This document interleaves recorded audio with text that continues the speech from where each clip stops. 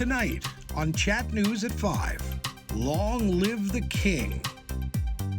In our sorrow, let us remember and draw strength from the light of her example. King Charles made his first public appearance today, marking the beginning of a weeks-long transition. And overdoses are preventable. They're provided free of charge so that we can improve the community atmosphere. How to properly use a naloxone kit when it's the only choice between life and death. Plus, in sports, the 2022-23 ACAC sports season gets underway this weekend for the Medicine Hat College Rattlers. From Medicine Hat, this is the Chat Evening News with Dan Reynish. Good evening and welcome. Thank you very much for watching. King Charles III arrived in London from Balmoral this morning and made his inaugural address as monarch today.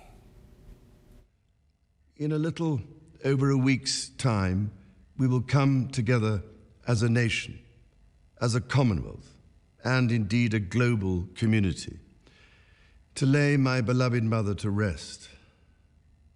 In our sorrow, let us remember and draw strength from the light of her example.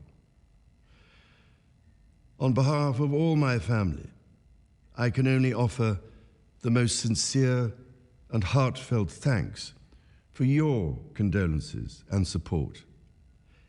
They mean more to me than I can ever possibly express. And to my darling Mama, as you begin your last great journey to join my dear late Papa, I want simply to say this: thank you. Thank you for your love and devotion to our family and to the family of nations you have served so diligently all these years. May flights of angels sing thee to thy rest. Charles assumed the throne immediately following the death of Queen Elizabeth. The King's address came following a meeting with new British PM Liz Truss. The King says he feels profound sorrow over the death of his mother and said, quote, "I now solemnly pledge myself throughout the remaining time God grants me to uphold the constitutional principles at the heart of our nation." He also said, "Through all changes and challenges, our nation has prospered and flourished." The speech was pre-recorded earlier today at Buckingham Palace. Upon his arrival back in London this morning, the King visited with his people.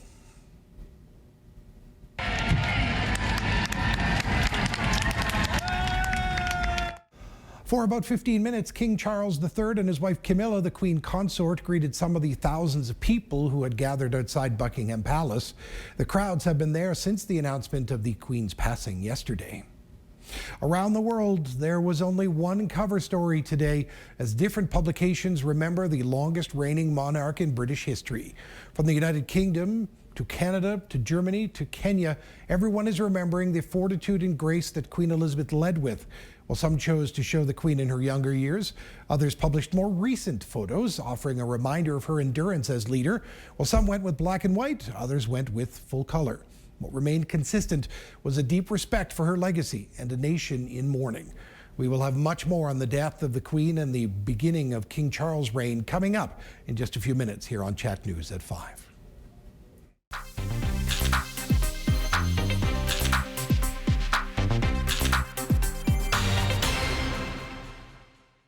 To some, it was a cold 19 degrees today. To others, it was beautiful. Now, the thing we need to worry about is the fact that in low-lying areas, the temperature tonight in the overnight period will go below zero. Yes, there is a frost advisory in effect, so if you have any way to protect your crops, make sure you protect them tonight. Here in Medicine Hat, we'll be 4 degrees, not below zero, but around 4 degrees. And I will have all of the AccuWeather details in just a few minutes right here on Chat News at 5.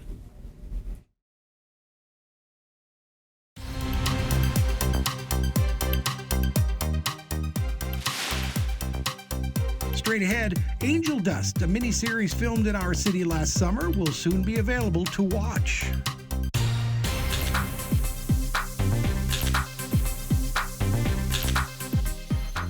According to the Alberta government, 51 people in Medicine Hat lost their lives to opioids from May 2020 until June of this year. Drug overdoses of this kind are preventable, but some may be unsure of how to administer help. Gates Guarin reports on how to properly use a naloxone kit. The numbers are alarming. In 2019, 52 deaths occurred on average. That number jumped just last year to 135.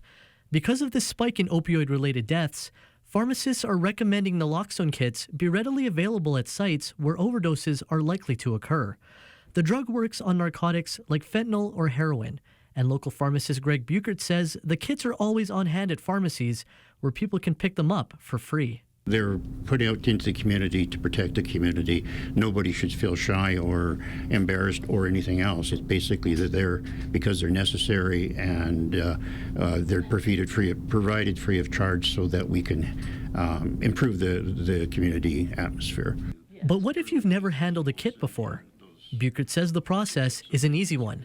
You simply pop the cap off of the vial, insert the syringe, draw out the drug, and plunge it into the side of the thigh, similar to the process of administering an EpiPen. The kits will also not harm individuals if injected without an actual overdose taking place. Nothing to be afraid of. There's no harm can be done. You're not going into veins, you're going into muscle. Not going to harm anything. There's no side effects. Buchert says once you have given the shot, roll the individual onto their side to prevent choking, and then step back, as withdrawal symptoms could lead to aggressive behavior. 911 should always be called in any event before administering the kit. Even if you have limited experience with needles, Buchert says using the kit could make all the difference. If you're coming across somebody that has overdosed, you have to remember you're saving their lives. So don't worry about fumbling, don't worry about dropping or anything like that. Just get the drug into the syringe and into the lake. That's all you have to remember. Gates Guarin, Chat News. 3 people have been charged after a string of break-and-enters in our city's south. The break-ins occurred in the evening hours of August 31st into the morning of September 1st in the areas of Rossglen, East Glen, Crestwood, and Strachan Road. Residential and commercial properties were impacted during the crime spree. The investigation moved swiftly, and 3 individuals were arrested on September 1st as a result. 18-year-old William McPhail has been charged with several counts of break-and-enter, as well as the possession of stolen property. 47-year-old Stephen Slater has also been charged with possession of stolen property. A third individual also faces charges of break-and-enter, but cannot be named under the Youth Criminal Justice Act.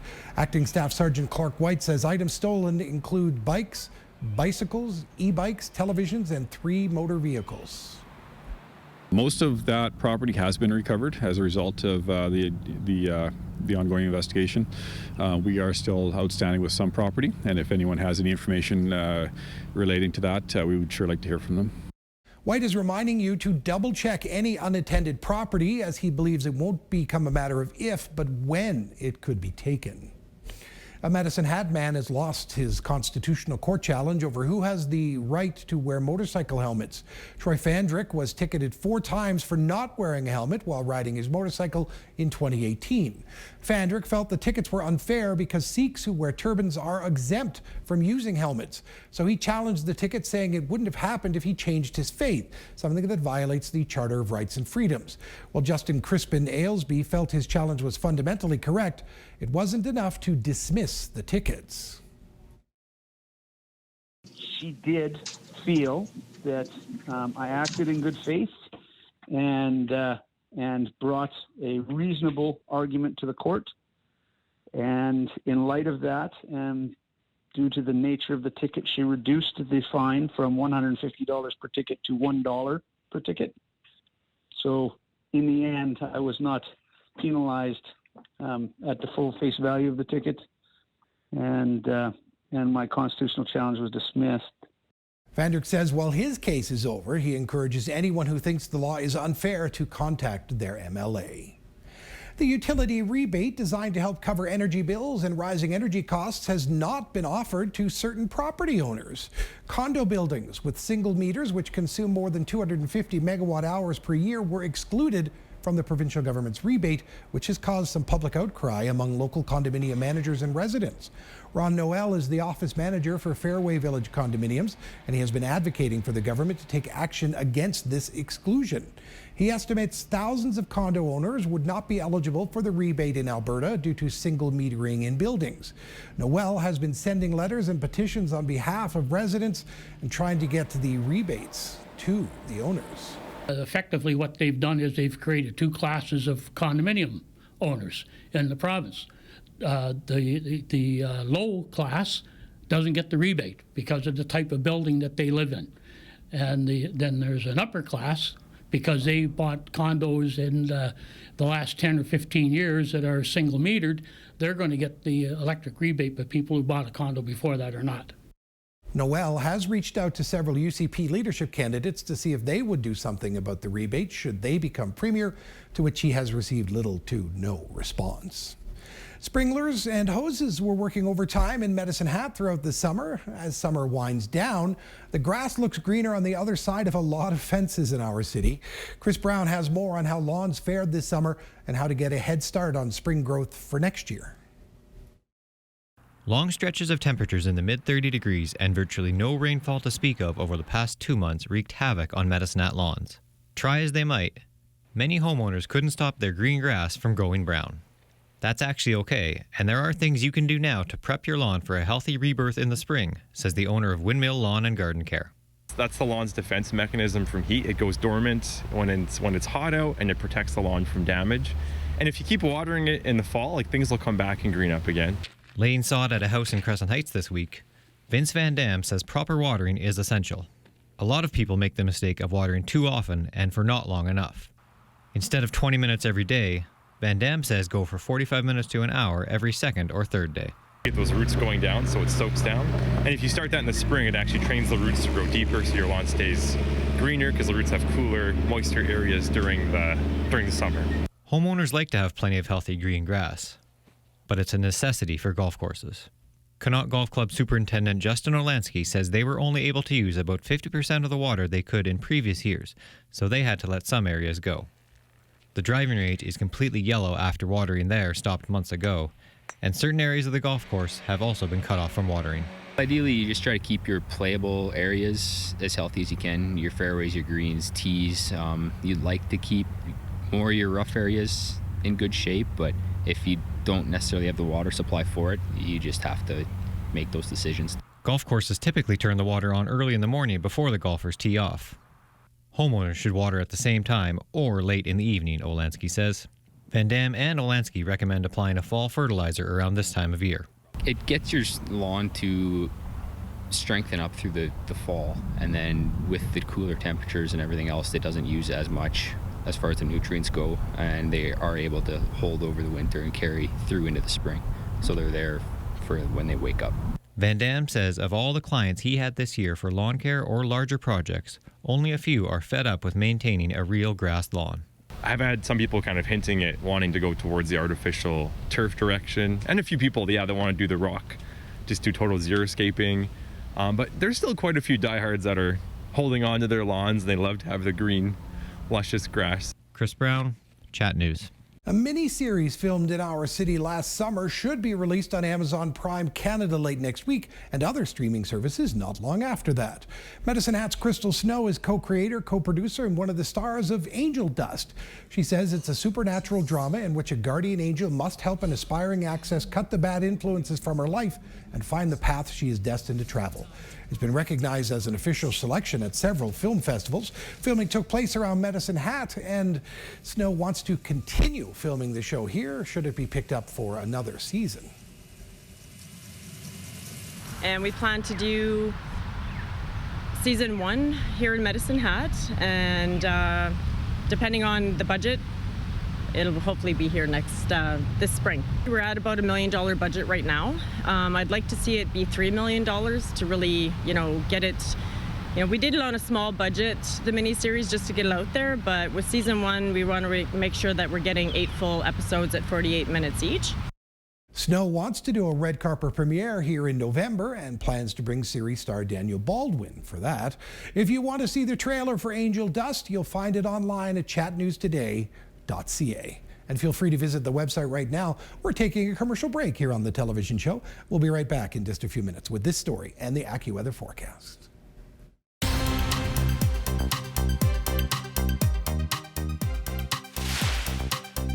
Coming up, an experimental treatment that uses a video game to improve symptoms of brain fog.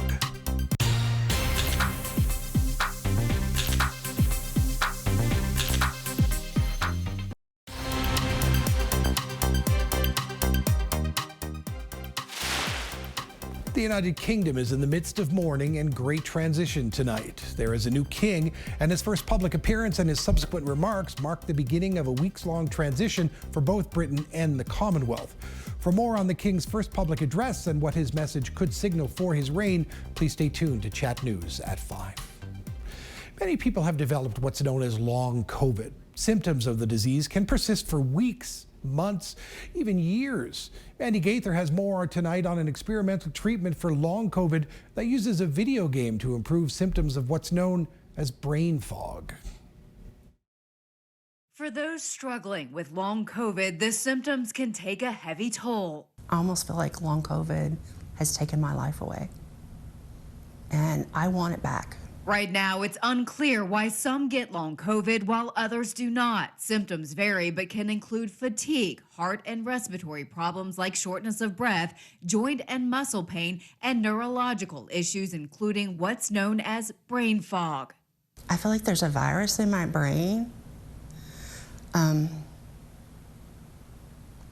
it's changing. It's changing things in my brain because I can't think, I can't remember. Often people are complaining of memory problems, and when you dig in, you find out the deficits are in attention. Psychologist James Jackson says the inability to pay attention is the underlying issue for brain fog, so he decided to test an experimental treatment. His patients play a video game. When we opened the door to this research, when we invited patients to participate, there was a stampede. There's even a dose prescribed, 25 minutes a day, 5 days a week for 8 weeks. Jackson says his long COVID patients are finding it helpful. Is it going to translate into you being able to do your taxes? Are you going to be able to be organized? Are you going to be able to be driving? And when you stop the game, do all those benefits stop? And we'll see at the end of the day if this works or not. If it does, I think it opens the door to a lot of possibilities. For Health Minute, I'm Mandy Gaither. Chat Weather, brought to you by Design Flooring Center, creating inspired living spaces from the ground up. Chat Weather, powered by AccuWeather. If you had September 9th in the pool for when the first frost advisory would be called, congratulations, you're the winner of some money tonight. If you didn't, well, there's a frost advisory in effect for our entire viewing area, with the exception of Lethbridge. All of southern and central Saskatchewan have the frost advisory in effect. Our entire viewing area here in Alberta has it in effect. Temperatures tonight in the lower lying areas will get below 0. Here in Medicine Hat, we'll be +4 tonight. That comes after a fairly nice day, 19 degrees, 2 degrees below seasonal. The sun is rising at 6:49 now and setting at 7:50. So winter is coming. There's more frost advisories going to be in effect sooner rather than later. So we got to 19. It's still 19, partly sunny out there. The wind is gusting, sustained around 20 kilometers an hour, winds gusting up to 30 kilometers an hour. The wind tonight will become light, and then it'll pick up again tomorrow from the southwest at 20 to 40 kilometers an hour. Tomorrow will be a little bit warmer than today was. 16 at this hour in Calgary, 17 in Edmonton, Bow Island and Lethbridge, 18 in Brooks and in Drumheller. Meanwhile, over in Saskatchewan, Saskatoon is only 14 degrees, 16 in Regina, 17 in Maple Creek and Swift Current, and in Leader it is 18. So again, tonight, low-lying areas into the -2, -3 degrees. Medicine Hat, +3, +4. And just a reminder, last Saturday it was 39 degrees, and it'll be 31 degrees again on Sunday. I love this roller coaster of weather emotions that we're experiencing. The radar, yeah, we saw some rain on there this morning. Not a lot. We're back to just fairly clear, with the exception of that system that's moving down the Highway 11 between Saskatoon and Regina. Futurecast is again bare. Oh, there's some cloud that popped up in the mountains. Let's see those clouds again. Whoa, there they are. All right, let's get to how Saturday looks in Brooks. 23 tomorrow under a mainly sunny sky. 23, the heat is coming back. By Sunday, it's going to be about 30, 31 degrees. Leader 23 tomorrow under a sunny sky. Lots of sunshine in Maple Creek, and 22 tomorrow. That is, again, warmer than today and above seasonal average, which is 21 for this time of year. Medicine Hat, we are going to be 3, 4, 5 degrees in the overnight period. Around 6 a.m. it's going to be 5 degrees. By noon tomorrow it'll be 19. That's as warm as it was today. And then by 6 we're going to see 24. By Sunday we're going to see 31, 32. Monday and Tuesday 26 degrees. So warmer days are coming. We just have to get through tonight. And if you like the cold weather, you're going to enjoy tonight, as I enjoyed last night. But, you know, we don't want all of this just yet, the 3, 4, and 5 degrees just yet. Just like we don't always want Mother Nature showing off. Here's a picture sent in by Eileen saying, Mother Nature showing off. Just a wonderful combination of sunshine, clouds, rain clouds, and the prairie. Eileen said she took this photo along Ross Glen Drive. Eileen, fantastic picture, great mixture of everything there. It kind of looks like it was cut in half there by Photoshop developers, but I looked at it closely. It's a genuine, true picture. Eileen, thank you for sending it in. The weather picture brought to us by Prestige Windows and Doors. Thanks to everybody for the great weather pictures that were sent in this week. I look forward to getting more pictures next week, and maybe we'll be talking about your weather picture here on Chat News Monday night. This is Chat News at 5. I'm Dan Reynish. We'll be back with more news, including the latest from England after these messages.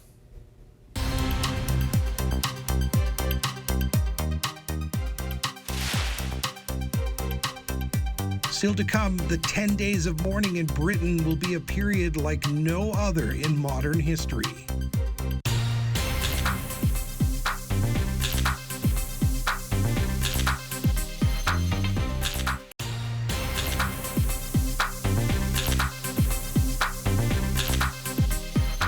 Good Friday night. I'm Dan Reynish. Thank you very much for watching Chat News at 5.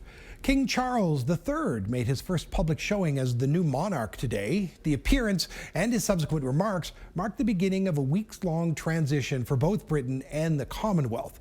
For more on the King's first public address and what his message could signal for his reign, here's Crystal Gomansing.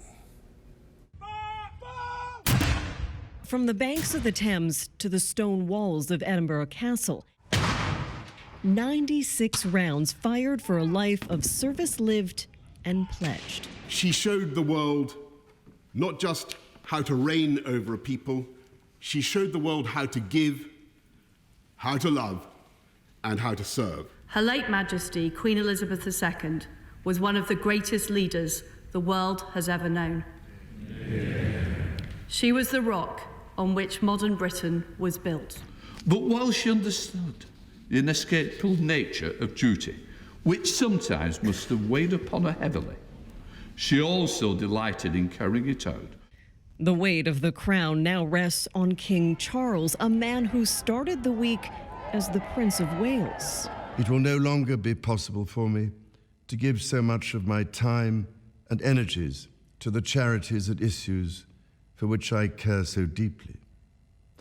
But I know this important work will go on in the trusted hands of others. Charles championed many causes. The environment was one that he advocated for tirelessly, and one his son, the heir to the throne, has taken up in recent years. With Catherine beside him, our new Prince and Princess of Wales will, I know, continue to inspire and lead our national conversations, helping to bring the marginal to the centre ground, where vital help can be given.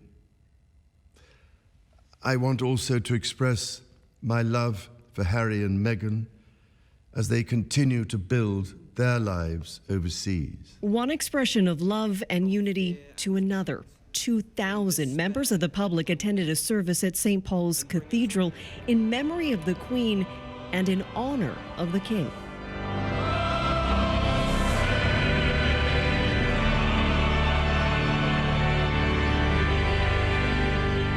That promise of lifelong service I renew to you all today.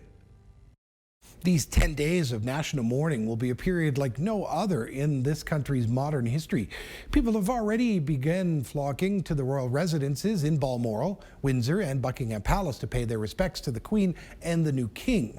With more on that, here's Redmond Shannon. On the first full day of the new era of Charles III, this was the place so many people felt they just had to be. Among them, 3 generations of the Dando family, mourning what they describe as a personal loss. If anybody dies in our family, then we always lay a single rose on their coffin. We can't do that, so we come to lay it at the palace gates. She's been our backbone, really, of the country, and we just thought we'd come up and do our best. The Queen's played a huge part in our lives, particularly my parents have always been huge royalists, so we've been brought up to feel the same. So yes, it's a big loss for us. She's always been there. Visitors from across the UK and all walks of life bringing offerings from the heart. These flowers are a Queen Elizabeth rose, and I grew them in my garden, and I picked some and I wanted to bring them up here. Rosa, Queen Elizabeth, grown in my garden from Raynham in Kent, the Garden of England.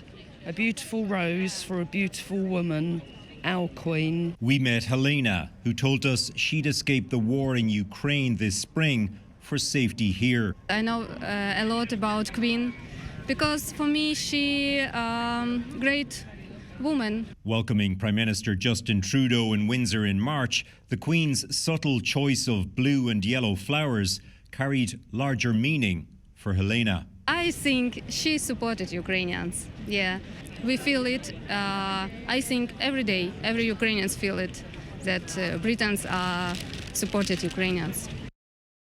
Operation London Bridge is the step-by-step plan being followed in the UK and Commonwealth countries following the Queen's death. There are 10 days of mourning being observed before her funeral on September 19th. In Canada, several events will be marked to commemorate the Queen's passing and also introduce King Charles as the new head of state. Eric Sorensen has this story for us tonight. By the time members of the royal family flew to Scotland and Balmoral Castle, a meticulous operation had been touched off. The Queen is under medical supervision. The BBC's most senior journalists came on the air, dressed in black, even reporters in the field, fully expecting what was to come. Reporting the death of Her Majesty, the Queen. Clockwork protocols that had been rehearsed for years are now underway. The Queen's body is to remain in Scotland till Tuesday, then will be brought by royal train to London, slowly, so thousands can pay homage along the way.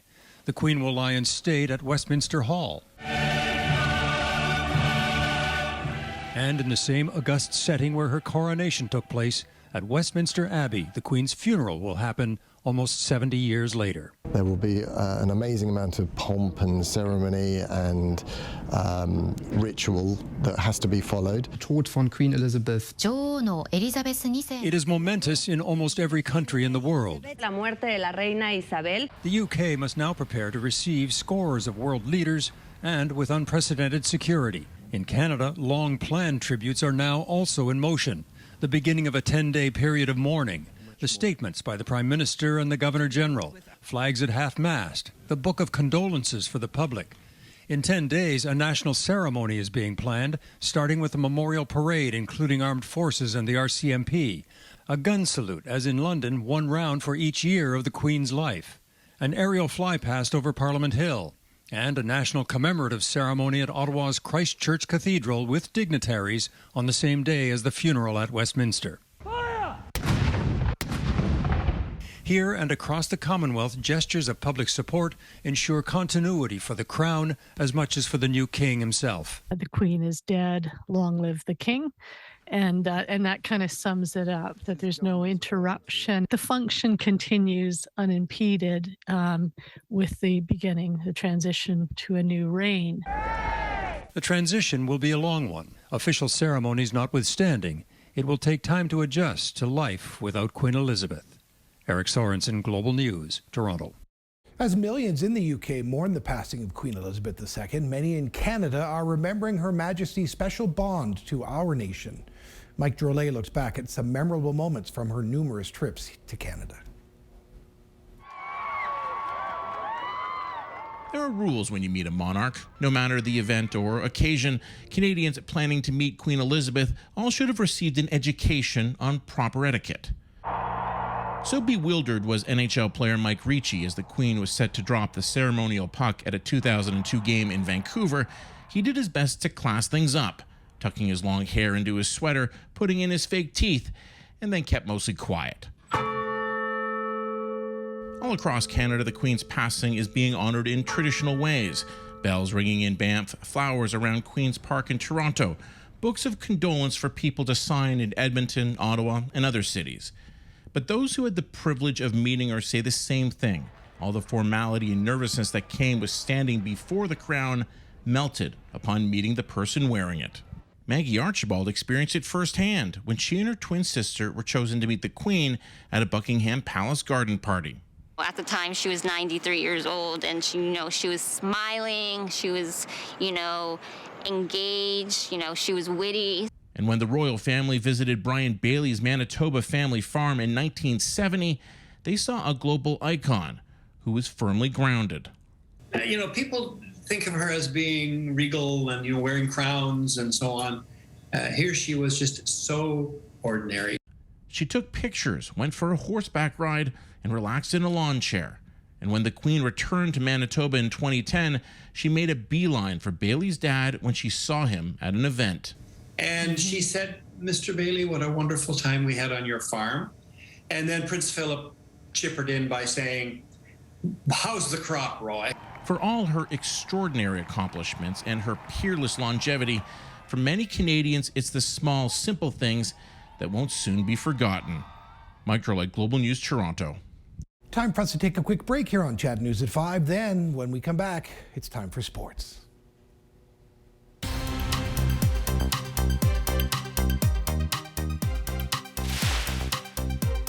On the way in sports, crowds line the streets of downtown Honolulu to cheer the winners of this year's Little League World Series.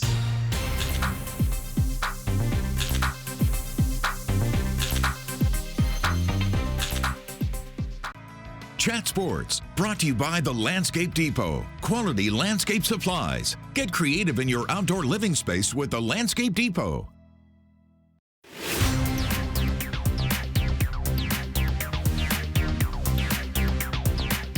As with many things in this day and age, sports tonight starts due to the Queen. The Premier League has postponed its upcoming round of matches as a mark of respect following the death of Queen Elizabeth.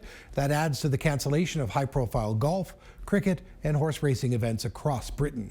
England's top-flight clubs met and said they wanted to pay tribute to Her Majesty's long and unwavering service. The English Football League, the 3 divisions below the Premier League, also called off their games scheduled for the weekend. Hey, Rattler Nation! The 2022-23 ACAC sports season gets underway this weekend. On Saturday, the cross-country team will be hosting the first ACAC Grand Prix of the season at Medicine Hat College. The women's race starts at 1, followed by the men's race at 2. The college's golf team heads to the North Regional Tournament hosted by Portage College. It's a 2-day tournament taking place Saturday and Sunday. Also on Sunday, your Rattler soccer teams get their season started with games on the road as they take on the Lethbridge Kodiaks. The ladies play at 1, followed by the men at 3. Best of luck to everyone on all of the Rattlers teams this season. It's preseason game day for the WHL's Medicine Hat Tigers, too. The Tigers take to the ice for the first time this season tonight. They're taking on the Lethbridge Hurricanes. Puck drop in Lethbridge is at 7.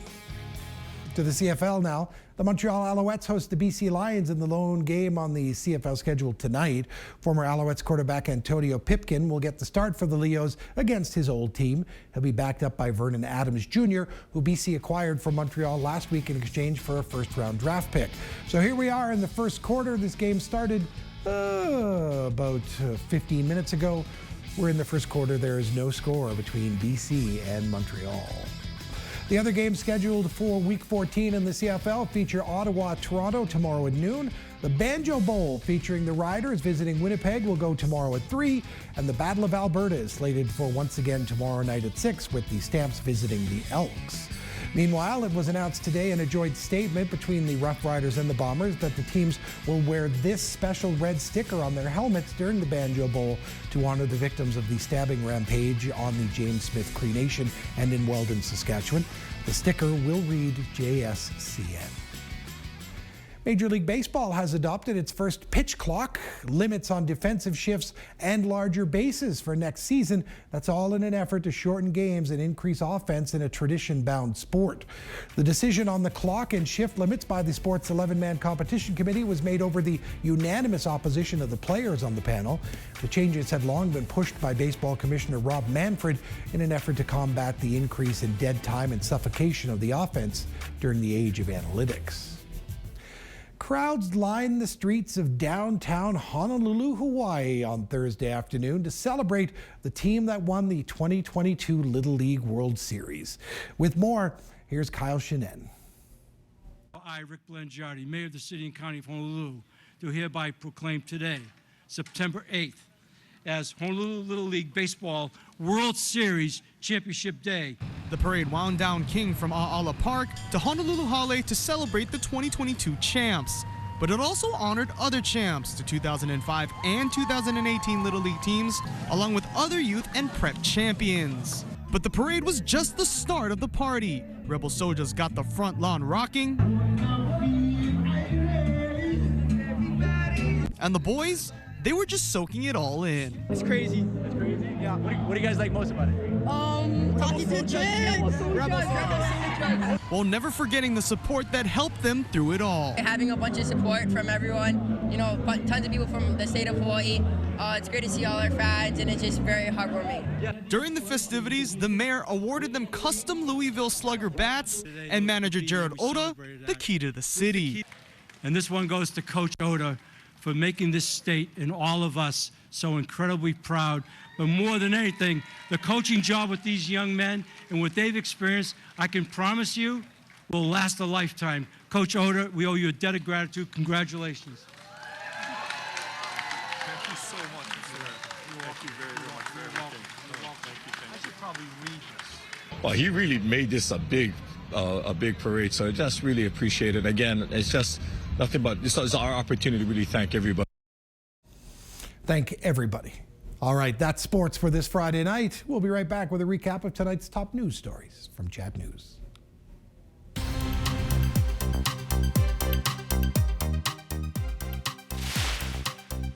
When we return, a boy is being praised for his unexpected gift to a professional fisherman.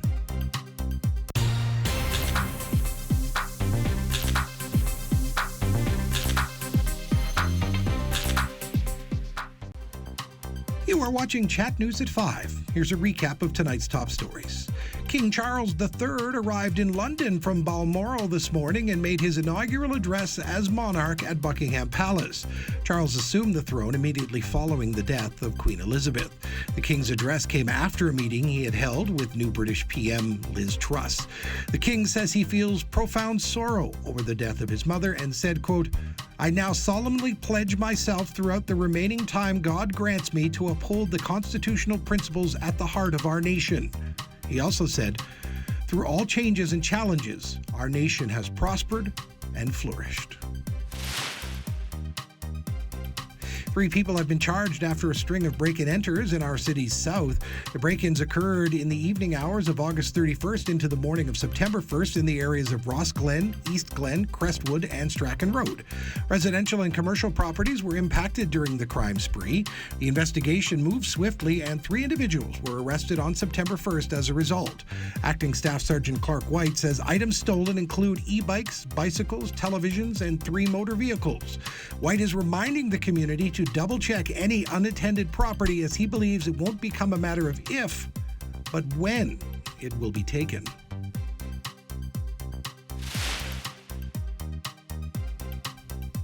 Now, if you would like more on these and other stories, just visit chatnewstoday.ca.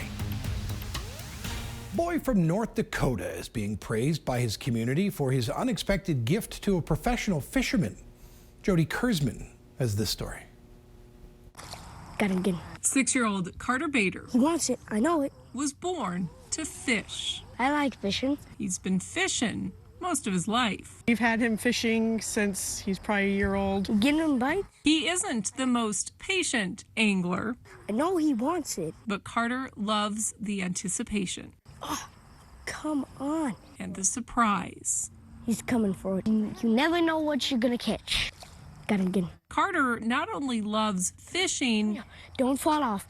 He also loves watching other people fish. Bluegills. He and his family went to a recent professional fishing tournament in Mobridge, South Dakota, just to watch. The kids really enjoyed that. That's when Carter met his favorite fisherman, Gerald Swindle. Started heading over to get his autograph, and he comes running back, and he's like, "Mom, do you have my $20? And I said, "Yeah, why do you need it?"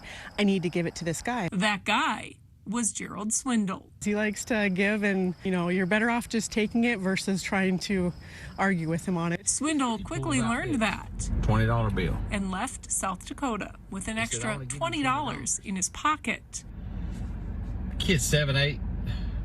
Max. Swindle shared about the encounter on his Facebook page. Hey, buddy, I can't take your money, man. I can't do that, In the video, he promised to pay it forward. So I'm gonna make you a promise, young man. Since posting that video, a couple more people have given Swindle cash. He's got it all set aside and is waiting for the right moment and the right person. Is that not what we want to inspire to raise our kids and our grandchildren to be like, is to do things for others? This $20 bill and this kid hit a little different, because I'm thinking somebody's raising this kid in a manner that giving is more important than taking. And I'm like, we need that so bad in this day and time. Like, that's just something rare to see. Gotcha now. For Carter's mom, it's a proud mom moment that's left her wondering, you're my favorite. How many other times has her son changed someone's day? And just thinking back on the other times when he's done things for people, it probably has. I just didn't know that it has, impacted them maybe in some way. Reel it in. And so, just as he keeps casting his line, hoping to one day catch the big one, Carter is also casting a wide net of kindness and spreading joy everywhere he goes. The key to catching a fish is to say a Hail Mary every time you put your line in the water. Learn that from The Godfather. All right, before we take our leave of you on this Friday night, let's check in with the 7-day forecast. There is a frost advisory in effect right now. Low-lying areas are going to get to -2, -3 degrees tonight. Here in Medicine Hat, in Maple Creek, in Brooks and area, we're likely to get to about 4 on the plus side, but there is that frost advisory in effect. Protect your crops if you can. Then tomorrow, we're going up from 19 today to 25 tomorrow to 31 degrees on Sunday. So yes, some parts of our viewing area will be +3 tonight. It was 39 last Saturday, and then it'll be 31 degrees on Sunday.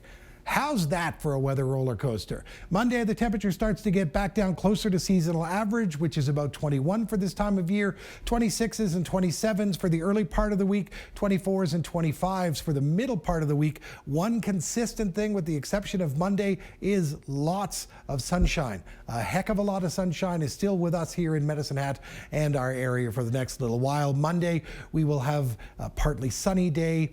The one thing that isn't in this forecast is any rain.